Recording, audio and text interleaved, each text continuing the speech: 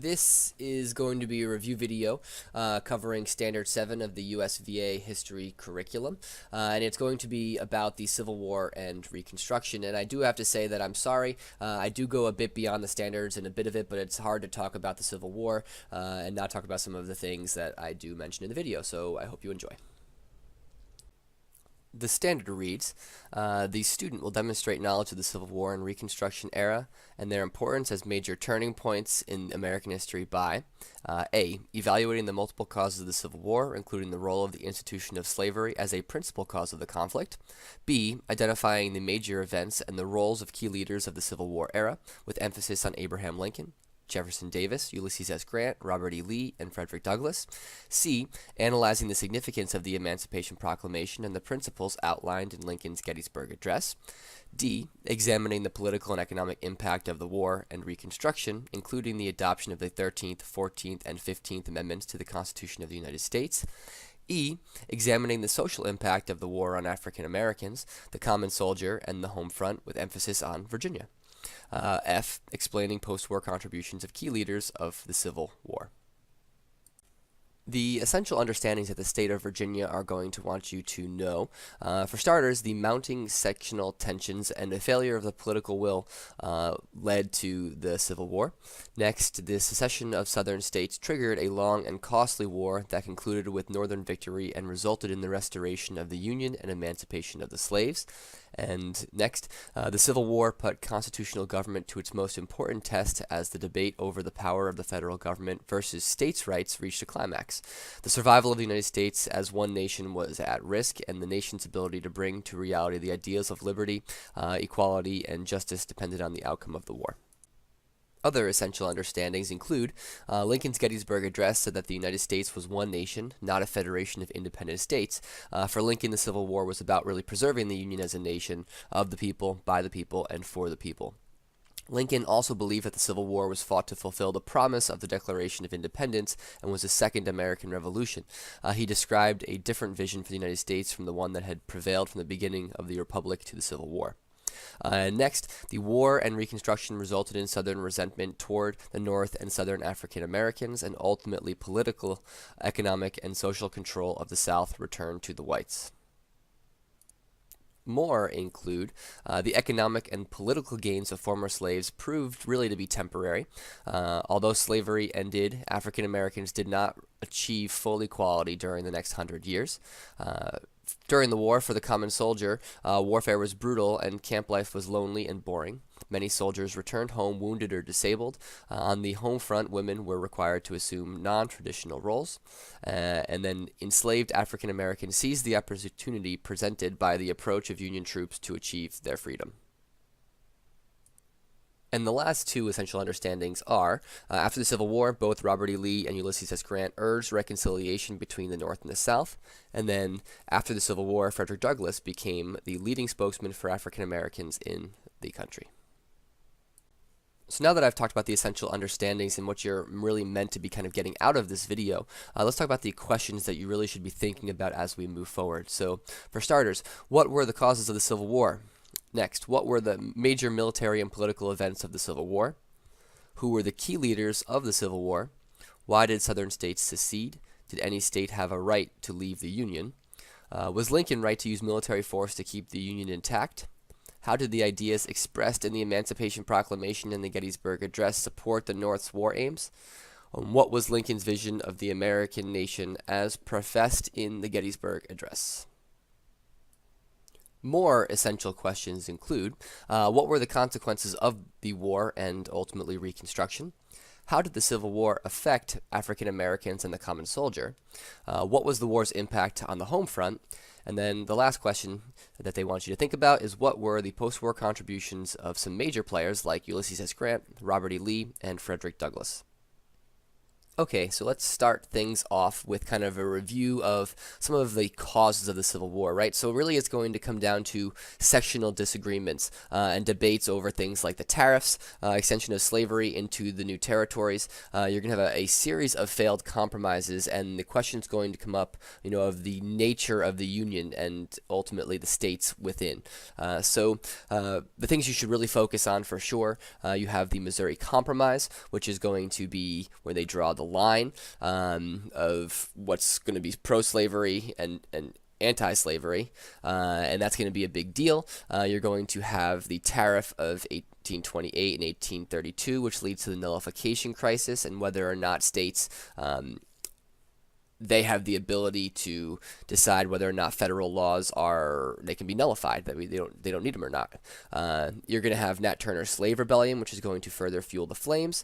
You're going to have the Compromise of 1850, bringing in California as a free state, and then other states, other territories, the possibility of slavery and popular sovereignty. And then you're going to have the Kansas and Nebraska Act, which again is popular sovereignty for those areas, which is going to lead toward bleeding Kansas and the caning of Charles Sumner in 1854. Also, you're going to really just have ineffective presidential leadership during the 1850s, which is really not going to make things any better and help the situation. Another one of the big things that's going to kind of fan the flames and just really increase the tensions between the North and the South is the advent of abolitionism. And the abolitionists are going to really clash with your Southern defenders of slavery. And one of the big names that you're going to kind of need to know for sure is this man named William Lloyd Garrison. And he's going to create a abolitionist anti-slavery publication known as the Liberator. In addition to that, you're going to have Frederick Douglass, and he's going to have his own publication called the North Star. But what's really going to start this trend is the publication of a book known as Uncle Tom's Cabin by a woman named Harriet Beecher Stowe. You can see her down there on the bottom right. And the book, Uncle Tom's Cabin, is going to really depict the harsh realities of slavery to a large audience. And in fact, Abraham Lincoln is going to be quoted later on saying that, "So this is the little lady who started this great war." Additionally, you're going to have Dred Scott and the Dred Scott decision. Dred Scott was a slave, and he's going to end up attempting to sue for his freedom after he was brought into free territory by his owner. And it's going to have a court case that goes all the way to the Supreme Court, where a man named Chief Justice Taney is going to deliver the majority opinion. And in his opinion, it's really going to be the second time that the Supreme Court actually rules an act of Congress unconstitutional, and that's a pretty big deal because what comes out of this is super important. So you have him saying ultimately that slaves and free blacks could not actually be American citizens, and therefore because of that, they are not actually able to sue in federal court. So basically throwing out the whole situation in the first place. And he goes farther and actually rules that the federal government actually has no authority to regulate slavery in the territories acquired after the creation of the United States. And this is going to completely throw a huge wrench in everything and how things had kind of been going for the last number of years. It's a pretty serious deal, and it's going to really frustrate the North, and it's pretty much everything the South could have wanted from a Supreme Court ruling. So the thing that is going to actually start off the wave of secession is going to be the election of Abraham Lincoln in 1860. And if you can look at the map there on the right, when it comes down to it, not one Southern state is actually going to vote for Abraham Lincoln. And that's going to frustrate a whole number of people in the South because they're going to be getting a Republican president that they are now worried that is going to be coming after their way of life, in particular in slavery, even though Lincoln had kind of promised that he wouldn't do that. But anyway, so you're going to have South Carolina, Mississippi, Florida, Alabama, Georgia, Louisiana, and Texas all seceding in 1861, with South Carolina being the first. And four of these states, actually, South Carolina, Mississippi, Georgia, and Texas, all issue formal declarations that actually identify the threat to slaveholders' rights as a major cause of them leaving the Union, or trying to, right? And they are going to come together and found the Confederate States of America, or simply the CSA. And you can see the two flags down there on the bottom right. The center one is the flag of the Confederacy, and the one on the right is actually the battle flag of the Confederacy. Now, with having states seceded and having an official Confederate States of America, at least in their eyes, they are going to actually fire the first shot at a place called Fort Sumter, just out in Charleston, South Carolina, on April 12th, 1861. There is actually a Union fort that is now technically in Confederate territory, and they are going to try to get that back. They want to push the Union out, right? So, of course, when they start shooting at Fort Sumter, the Union's going to return gunfire, and you're going to have the beginning of hostilities here in the opening confrontation of the Civil War. And Lincoln is going to have an immediate call afterwards of this, for federal troops, and he's going to call for 75,000 volunteers to suppress this rebellion. And this federal call for troops and looking for these volunteers is actually going to cause 4 more states to secede, and the 4 states are going to be Virginia, Arkansas, Tennessee, and North Carolina. So let's look at some of the leaders here, and of course it's really hard to not start off with Abraham Lincoln. Abraham Lincoln is going to be elected in 1860, as we just said, and he's going to be the president of the Union and the United States really during the entirety of the Civil War. His election is going to be what sparks off the wave of secession by the southern states. As I said, them fearing that Lincoln is going to try and come after slavery and abolish it. Lincoln is going to really insist that the Union stay together, and he's going to be willing to do that by force if necessary. And this is a really cool picture because it's really just from a couple of days after his inauguration in 1861. Next, you're going to have a man named Jefferson Davis, and Jefferson Davis is going to be a former senator from Mississippi. I believe he also was the Secretary of War as well for the United States prior to being a senator, and he is actually going to become the president of the Confederate States of America in 1861 after the southern states secede. And he's going to also remain as the sole president of the CSA until the end of the Civil War. You are going to have also Robert E. Lee. Robert E. Lee is going to be the major Confederate general of the Army of Northern Virginia, which is the Army of the Confederacy, the big army anyway, and he is going to really kind of oppose secession, but he does not believe that the Union should be held together by force, and that if other southern states wanted to secede, that they should be allowed to do that. So he's going to end up taking control of the Confederate Army. So now let's kind of getting into some of the major events. Obviously, we already talked about Fort Sumter being the opening confrontation of the Civil War, so we'll kind of keep moving on from there. I want you to take a look at this map, though, quickly before we continue. So this map is going to highlight what's known as the Eastern Theater in the Civil War here. And if you notice, if you look closely, most of the fighting is really going to take place in a pretty small area. Most of the major fighting anyway. You really have, not much more than 100 or so miles between Washington, D.C. and Richmond, which are going to act as the 2 capitals. And what's going to happen is because of that, a lot of the fighting is going to take place between there, right? So that's where most of the fighting takes place in the east, but you're also going to have a fighting going on in the west as well. You're going to have a western theater of war as well. I do want to preface this part by just saying that these actually aren't necessarily part of the standards, but I do think understanding these 2 battles at least a little bit kind of will help you with a greater understanding of the war and the flow leading on to later stages, which we're going to be covering in a bit. So the first major battle of the war is going to take place at what's called the Battle of Bull Run, also known as First Manassas, on July 21st, 1861. And this is going to be a pretty big shock to the North, really, because they're expecting to kind of just romp and rout the South pretty easily here with their Grand Army. And when it comes down to it, they're going to actually be forced to retreat by the Confederates, and really not that far from Washington, D.C. After this battle, a man named George McClellan is going to assume the command of the Union Army, and he's going to be fairly reluctant to commit Union forces to battle, even though he has an overwhelming numbers in comparison, and it's going to really actually bother Abraham Lincoln. He's going to consistently overestimate his enemy troops, and as a result of this not committing, you're going to basically have this war stall a bit through 1861, and both sides are going to kind of continue to build strength. And one thing to say about George McClellan, though, to his credit, is that he's actually a very good logistical general, and he's able to kind of get the army supplied and trained very well, so that is something to say about him. And he will actually show up later again when he actually runs for president against Abraham Lincoln in 1864. But anyway, moving on to the Battle of Antietam.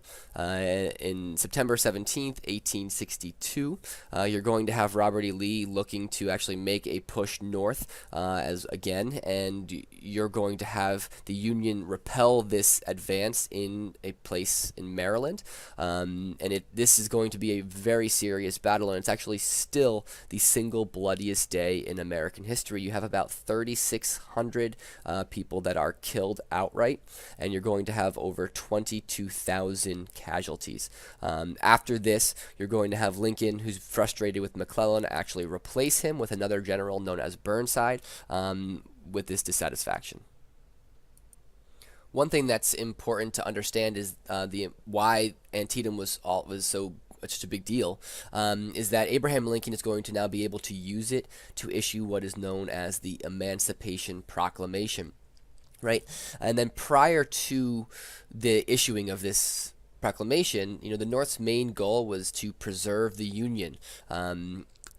That was the deal, right? They wanted to keep the Union together. That's what they sold the war on. They didn't want the war to be about slavery. But with issuing of proclamation, it made the abolition of slavery an actual objective of the war. And the reason why he had been so hesitant to act, before this, and why he was so hesitant to act on slavery in general, is because of the war popularity, for starters, right? If the most people in the North are wanting to fight this war over preserving the Union, making it about slavery could make people not want to support it. But also you have this area in the middle called the border states, which are going to effectively be the slave states that stay and remain in the Union. If you act heavily on slavery and abolish it outright, in the North, what's going to happen is those border states might just leave, and then all of a sudden you have this major swing of forces and resources going toward the Confederacy, and Lincoln just couldn't have that. So the Emancipation Proclamation really is a wartime measure, right? It's going to also allow for the enlistment of African American soldiers into the Union Army. And then with Lincoln feeling that slavery is helping the Confederate war effort in the South, right? When you have Southern planters being able to go off to war while the farm and agriculture keeps rolling in the South, he's feeling that by weakening slavery, it would actually be a blow to the Confederacy. But it is really, really important to note, right? The Emancipation only frees slaves in the areas of rebellion, and it does not actually free the slaves in the North. That is really important. That's a major misconception with the Emancipation Proclamation. And then lastly, right, this victory at Antietam for the Union, and then passing of the Emancipation Proclamation is really going to help dissuade foreign powers from formally recognizing the Confederate States of America, which will hurt their cause later down the road. And I think that means it's a good time to bring up Frederick Douglass, who's going to be another one of our leaders of note. Remember, Frederick Douglass is a former enslaved African American, and he's going to become this prominent abolitionist. And he is going to be one of the big figures that's going to urge Abraham Lincoln to recruit former enslaved African Americans to help fight in the Union Army. And eventually, you're going to have a relatively large contingent of freed slaves and free African Americans joining the military and joining the Union Army to help kind of win the day and do the final push. To start off 1863, you're going to have a bit of a failed invasion of the South by the Union Army, and Robert E. Lee is going to kind of win a number of battles there, and as you're going to get this kind of momentum turn towards the Confederates, and Robert E. Lee is going to decide that he's going to head north, and you're going to have the Union Army meet them and repel Robert E. Lee and the Confederate Army at a place known as Gettysburg, Pennsylvania.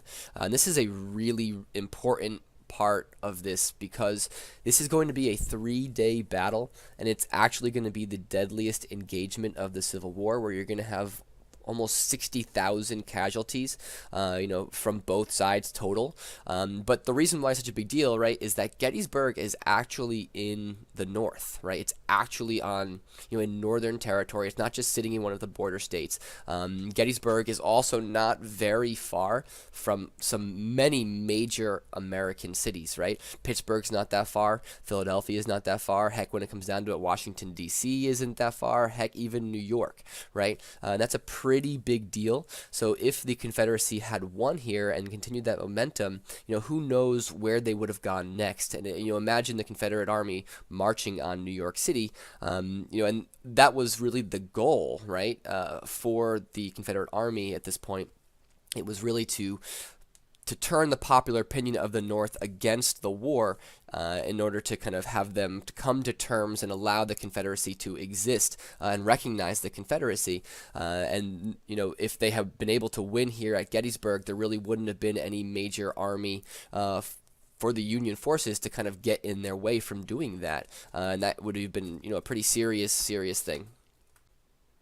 A little while later, after the Battle of Gettysburg, you're going to have Abraham Lincoln go to Gettysburg, and he's going to give a very famous address, one of the most famous speeches of American history for sure, where he is going to describe the Civil War as a struggle to preserve a nation that was dedicated to the proposition that all men are created equal, and that they are ruled by a government of the people, by the people, and for the people. And that Lincoln, states that believes that America was really one nation and not a collection of sovereign states like the Southerners had been arguing.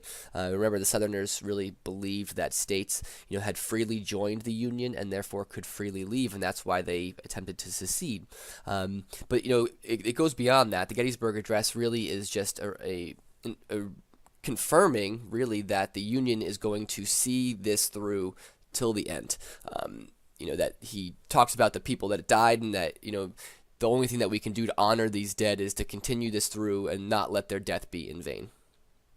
So we are going to go to the west here, and you're going to have another major leader that we really for sure need to talk about, whose name is Ulysses S. Grant. And Grant is going to be the lead Union commander in the west, and his job is going to be kind of to secure these major rivers in the west for the Union, in particular the Mississippi and the Tennessee rivers. And his tactics are really going to win him favor with Abraham Lincoln, and as a result, he's eventually going to head the Union Army after his successes in the West. But he's going to get the nickname the Butcher for his willingness to kind of use the superior Union numbers to his advantage, and that's going to often lead to many casualties, but he's okay with that, right? Because if you have a significantly larger Union force and you go into a battle and you match dead one for one, ultimately the Union is going to win. And Lincoln, was trying to get many of the commanders in the East to kind of have that mentality and use those numbers, but and he wasn't able to, whereas Grant was effectively employing it in the West, and then would effectively employ it to help end the war as well. It's hard to talk about the West without actually talking about Vicksburg. Vicksburg is going to be this kind of multi-month siege by Ulysses S. Grant, and this town on the Mississippi River. And when they eventually win the day here, it's going to be a major victory for the Union because it's going to completely secure and control the Mississippi River for the Union forces. And it's going to actually occur on July 4th, 1863, which is only one day after the conclusion at Gettysburg. And so really, in just kind of a couple days here, you're going to have a major 1-2 punch by the Union and really stop the Confederacy in its tracks and any momentum that it had. And this is really, before this was the high tide of the Confederacy, and after this you're going to have it just kind of slowly closing in around them as Union forces head south. So that's a pretty big deal, and the securing of Vicksburg is going to kind of cut off the Confederacy from the rest of the Confederate states to the west, and also just close off the Union blockade effectively, and the Anaconda Plan is going to allow them to kind of continue to squeeze the Confederacy and not allow supplies and things moving into the area. I also find it hard to talk about the Civil War without mentioning Sherman's march to the sea as well. So now, when Grant wins at Vicksburg, and he's going to ultimately be given the command of the Union Army in the East, and really just the whole Union Army, his successor in the West is going to be a man named William Tecumseh Sherman, and Sherman is going to be known for relatively brutal tactics. He's going to kind of employ this total war strategy where he's going, and as we kind of continue now to head farther south and ultimately east through some of these major areas, after Sherman is able to take Atlanta, you're going to have him now basically cut through Georgia on this what's called this march to the sea, using this total war strategy. And he's going to completely cut a swath of destruction through the South. He's going to basically go off the grid. They're going to cut the telegraph wires. He's going to take his army, and they're going to basically just go through these plantations. They're going to free slaves. They're going to take all the stores in all of these places. They're going to burn down many of the plantations and houses and things like that on their way. And it's a pretty brutal situation. And the idea, it's kind of punishing the South, but also making sure that if this war continues, they won't be able to use these things to continue the war effort down there. So they live off the land, right? And then when they make it to the ocean, to the sea at Savannah, they're then going to turn north, right? And there's a quote right here by Sherman. It's going to say, "We are not only fighting hostile armies, but a hostile people, and we must make old and young and rich and poor feel the hard hand of the war." Okay, let's talk about the common people in the war a little bit too, right? Warfare is it's really tough for the average person, and it's often going to involve hand-to-hand combat, and we know this in a lot of ways because you're going to have a lot of people writing during this time period, right? They're going to be writing diaries and letters home, and these things really record the harsh reality that your average person was facing going into the war. After the war, especially in the South, soldiers are going to kind of return home, and they're going to find their homes, in some cases, destroyed, and that's a pretty big deal because what do they come back to, right? And it's poverty, and that's going to then lead to a lot of the issues we're going to get leading into Reconstruction. The frustrations are just going to continue. And then often, soldiers from both sides, had been hurt, right? You're going to have permanent disabilities from some of these people. So if you come back from the war and you're unable to work, you're unable to make money for your family and support your family, and it's going to just lead to poverty and just more frustrations. Women, of course, played a major role as well, especially on the home front. Many women are going to kind of manage the homes and the families with scarce resources that are going to be put into the war. And as a result, the home bodies are going to really often face poverty and hunger as those supplies again went to the war. But women are also going to kind of assume some major roles as well, right? So you're going to have women doing some really important things, especially in the field of nursing. But you're also going to have women that take up arms, right? And you have a picture down there of a woman brandishing a sword, then also a woman in disguise there, out fighting as well. You are going to be getting very quickly to the end now of the war. After Gettysburg, the Union just kind of slowly pushes itself farther and farther south. Then you have everything going on in the west as well, and the movement over there. So once you're going to get the fall of Richmond, not long after, you're going to get these dominoes starting to fall, right? So what's going to happen is the Confederate government and Jefferson Davis are going to flee the capital, and Robert E. Lee is actually going to surrender the Army of Northern Virginia to Ulysses S. Grant at a place called Appomattox 1 week after the fall of Richmond on April 9th, 1865. And this actually really is not the end of the Civil War yet. Some of the other armies are going to kind of hold out for a little while longer, but it's a big blow, right? Lee was their man for sure. war, and he did control most of the army, so that Lee is going to go on and urge Southerners to accept this defeat and unite as Americans again when Southerners, did want to continue this fight afterwards. So now with the war coming to a rapid conclusion, Abraham Lincoln is going to really continue to see the United States as one indivisible nation, and that's what's going to prevail. And he's going to continue to say that since secession was actually illegal in their mind, right, the Confederate government in the South was illegitimate and they'd never really left the Union. But now how do we solve that problem? Because obviously that animosity is still going to be there. So what Lincoln's hoping, and he's going to really express this in his second inaugural address after his re-election in 1864, he's going to really say that he believed that Reconstruction was a matter of quickly bringing back the South, right? Bringing them back into the fold and really just moving on, right? Getting past all of those issues. He needed to restore legitimate Southern state governments and governments, union governments as well, in the federal stuff. So he's also going to really see that we really should not punish the South, right? That by punishing them and being punitive in what's going on after that, it's only going to increase the tension and increase the animosity and make things worse. And he says that with malice towards none and with charity for all, we're going to bind up the nation's wounds. And that's kind of how he sees going forward with Reconstruction. But that's not really going to matter all that much, is it? Because Abraham Lincoln is going to be killed not very long later on April 14th, 1865 at Ford's Theater in Washington, D.C. by a man named John Wilkes Booth. And this was actually part of a larger plot to kill actually other major Union officials as well. Andrew Johnson, who's the vice president, is going to have an attempt on his life. William Seward, who is the Secretary of State, is also going to have an attempt on his life as well. So this is part of a bigger deal, right? These people were frustrated, and of course Lincoln is the one that actually does get killed.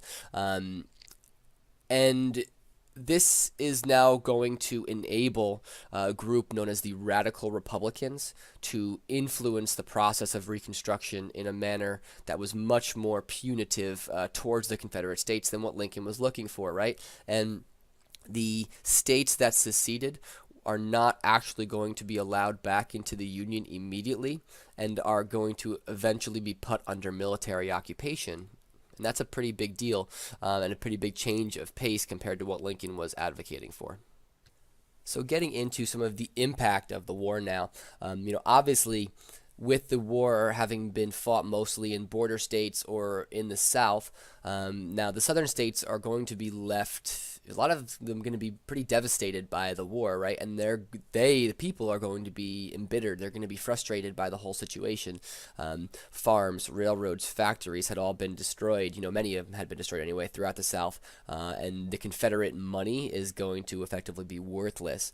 Many towns and cities such as Richmond and Atlanta lay in ruins, and you can see some of those ruins over here to the right. That the top picture is from Richmond, an industrial center, of course, and then down south, that's near Hampton Roads. The painting is up near Hampton Roads, and you can see, all the burnt out houses. You can just see the chimneys and the stonework left, right? So what's going to be interesting here is that the source of labor is now going to greatly change, right, due to the loss of life and also the ending of slavery, right? So you're going to have a kind of a shortage of labor and trying to get things rebuilt, and that's a problem, right? Also, the South is going to remain effectively an agriculturally based economy, and as a result, and just everything that we've just talked about, right, the South is going to be many areas of the South anyway, are going to be some of the poorest sections in the country for many decades after, and heck, even still are today.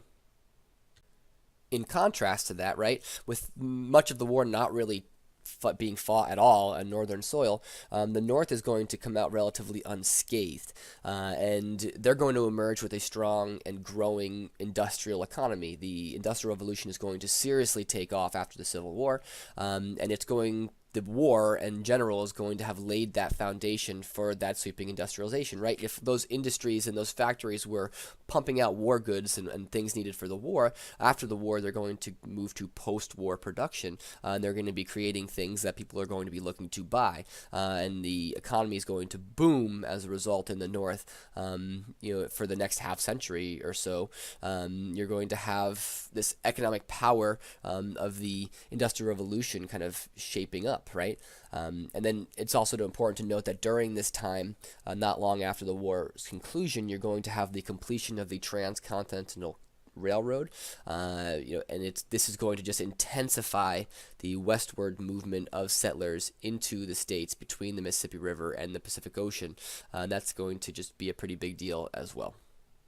So now, with the radical Republicans taking charge of Congress, what's going to happen, right, is that these measures against the South are going to be much more punitive, but the radical Republicans are also going to be aggressively pushing and trying to guarantee voting rights and other civil rights to African Americans.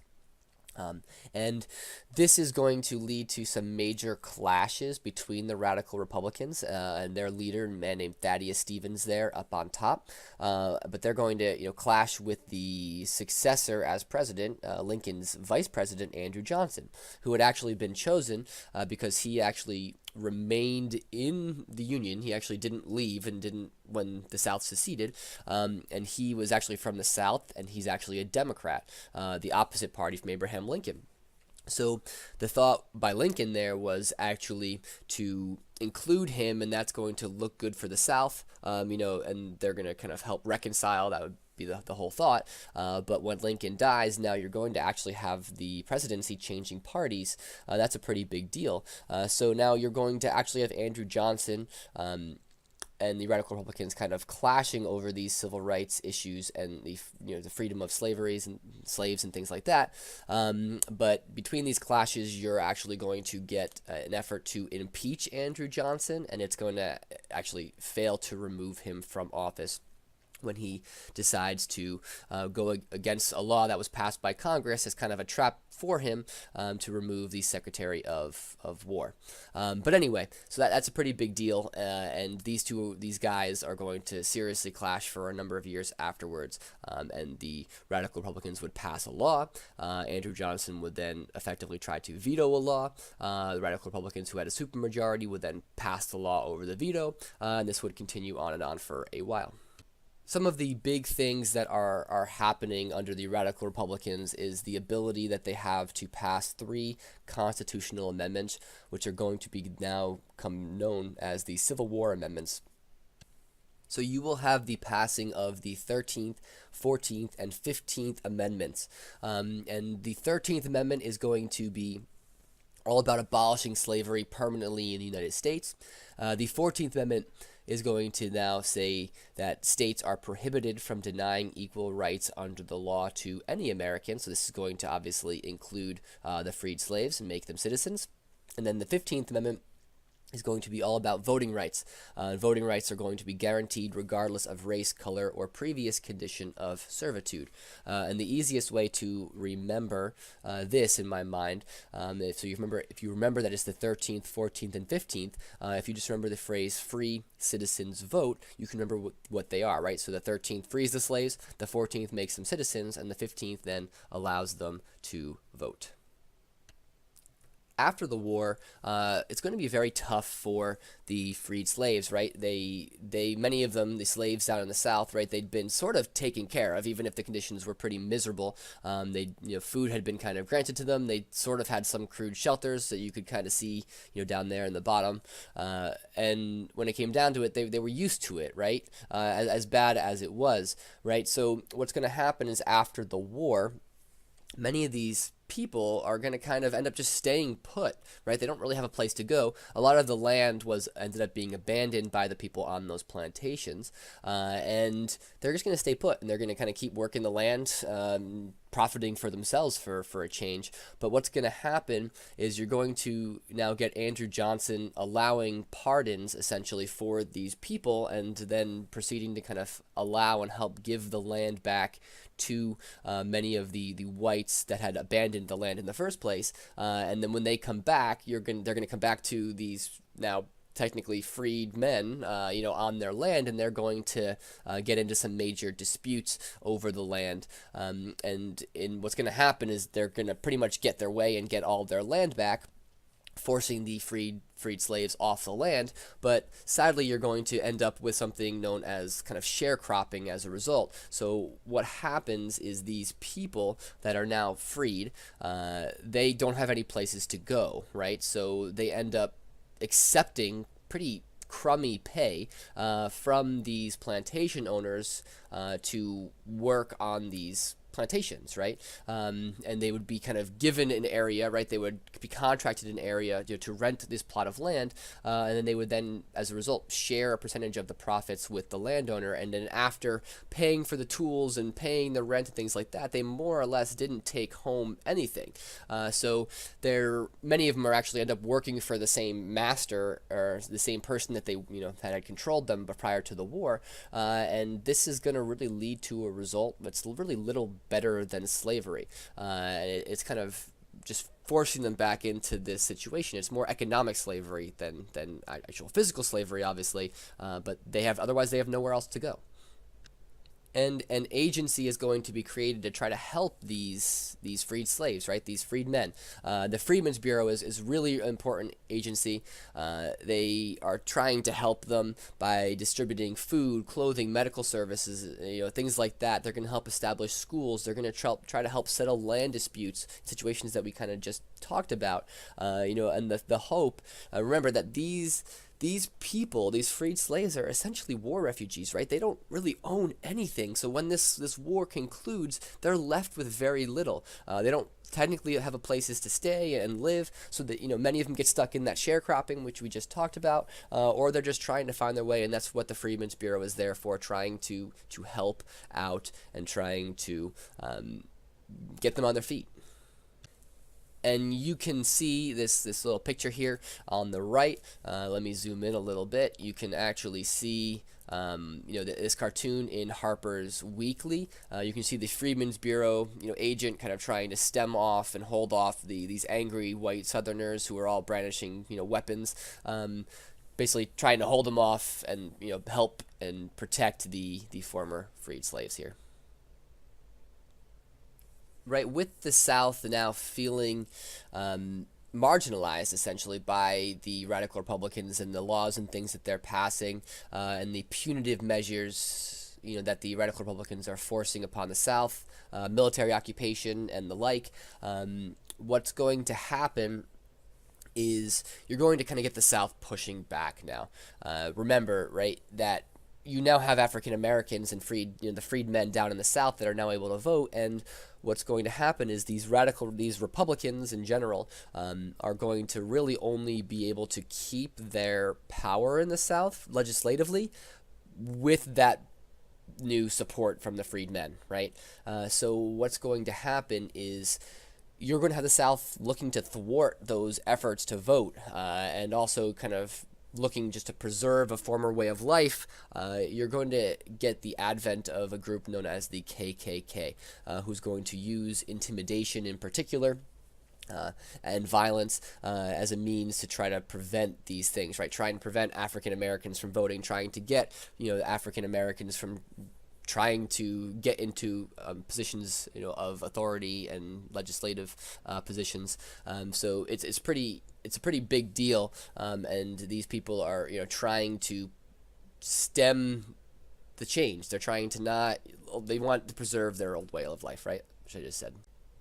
So you are going to have a pretty long period of time after the Civil War with this Reconstruction and the issues that are going to go on. You're going to have riots and race riots in the South and major violence as part of the KKK. The Southern, South just pushing back, leading to military occupation, trying to kind of prevent these things going on, right? And effectively, the Reconstruction period is going to end after an extremely close presidential election in 1876. And what's going to happen is that you get this really close election where the Republicans are close to losing the presidency for the first time since before the Civil War. And you're also now, in that meantime, had Democrats kind of getting more and more in power and the Republicans losing control of Congress. So as 1876 rolls around, what's going to happen is you get this election, and when it is close, the Republicans are extremely worried about losing the presidency, because if the Democratic-controlled Congress is now able to pass things, and you have a Democratic president, they'd be able to pass laws as well. So they actually compromise, right? When this election comes close and they don't really know who's going to win, they basically make this compromise known as the Compromise of 1877. That's going to effectively give the presidency to the Republicans under conditions, right? And those conditions are things like completely leaving the South and leaving them to their own power, right? And that's a pretty big deal in comparison to the way things had been for a little while. And it's really going to now end the Reconstruction. And it's going to open the door to this Jim Crow era that is pretty, famously talked about. And it's going to be this long period where African Americans in the South are really going to kind of be denied the full citizenship rights that they're granted under the Constitution because the North had just got tired of enforcing things in the South. And the South is going to pass Jim Crow laws, right? It's going to be this lawful segregation. It's going to require African Americans and whites to be separated in public settings. You can kind of see that cartoon right there, right? This car for whites and the Jim Crow car. You're going to have voting restrictions pushed by the South, right? You're going to get things like poll taxes and literacy tests and grandfather clauses. Which is going to kind of prevent now on state levels these freed slaves from voting, right? And if the North isn't enforcing this, well, they're just simply not going to be able to vote, because the people now in the South have gotten themselves back into positions of power, and they're preventing them from doing this, right? So a poll tax, if you can't afford to pay the tax, well, I guess you're not voting, right? A literacy test, that would be really, really difficult to pass. If you didn't pass that, you didn't vote. And it's funny because they got around the fact that many whites wouldn't pass the test too by something called the grandfather clause, right? And it's basically exempting anyone whose ancestors had voted in 1860. So if your grandfather voted, right, in 1860, then you're square, even if you can't pass the literacy test or pay the poll tax, which really, obviously, none of the freed slaves were able to vote then, so it's obviously targeted towards them specifically. After 1877, you're going to also have this push now for the New South, a push for modernization of the South and society, and really kind of integrate more now again with the rest of the United States. And it's going to kind of lead towards rise of some industrial activity in the South, right? And coal and iron, tobacco, cotton, lumber. You're going to get modernization and rebuilding of some of the big cities and things like that. And that's going to be the sentiment leading into the 1900s. This is definitely another standard, but I find it hard to not talk about the end of Reconstruction era and the effects of it all without talking about Plessy versus Fergusson. So in 1896, you're going to have this case, Plessy versus Fergusson, and it's going to officially rule that separation, the Jim Crow laws that we talked about, is okay as long as African Americans, have access to public facilities or accommodations equal to those of whites, right? You get this whole idea of separate but equal, and equal is a pretty loose term, right? If the train car gets you from point A to point B, that's equal in their mind, even if they're in complete different conditions, right? And bathrooms and similar things. If you can go to the bathroom there and you can go to the bathroom there, they're equal, even if it's very nice bathroom versus basically a hole in the ground. So anyway, this Plessy versus Ferguson ruling is going to legalize really more than 50 years of this Jim Crow era until the civil rights movements in the 1950s and 1960s. And it's hard to say that this Plessy versus Ferguson ruling isn't a direct result of Reconstruction and the Reconstruction era and all of the next number of years after the ruling until we get the civil rights. This concludes our review on the Civil War and Reconstruction, and until next time.